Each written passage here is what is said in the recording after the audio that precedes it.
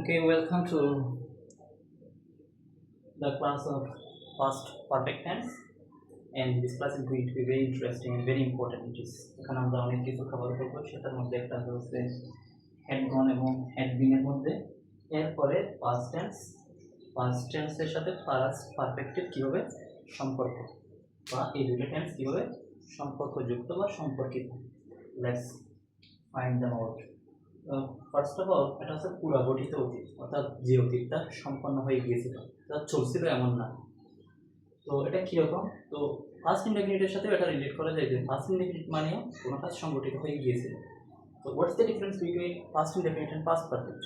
The core difference, the main difference between first indefinite and past perfect is past perfect হচ্ছে সেই কাজটা যেটা অন্য আরেকটি কাজের আগে ঘটেছিল।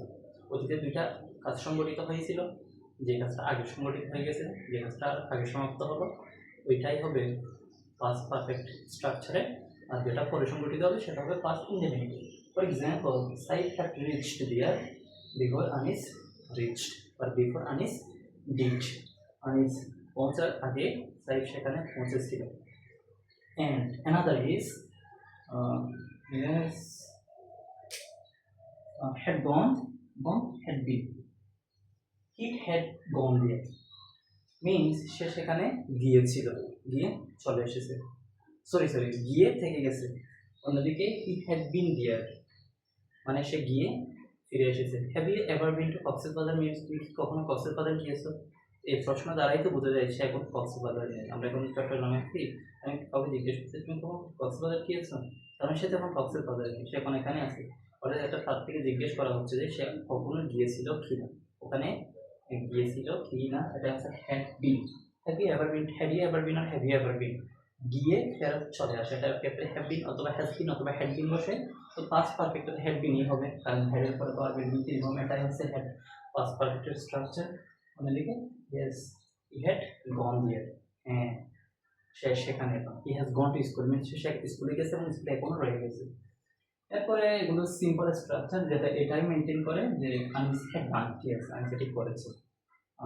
We had finished our task, আমরা আমাদের কাজ সম্পন্ন করেছি। তো আমি এখানে একটা বললাম যে ফার্স্ট পারফেক্ট এবং পাস্ট ইনডিফিনিটের সম্পর্কে, এরপরে হ্যাড গন এবং হ্যাড বিনের মধ্যে ডিফারেন্স, এরপরে একটা হচ্ছে প্রনাউন্সিয়েশনাল clearance that it is not task, it is task. S is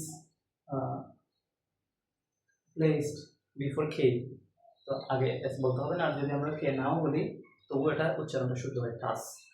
for example mass, not marks. Okay, this is what it is, and thanks for understanding. Hope to see you in the next class with present perfect continuous.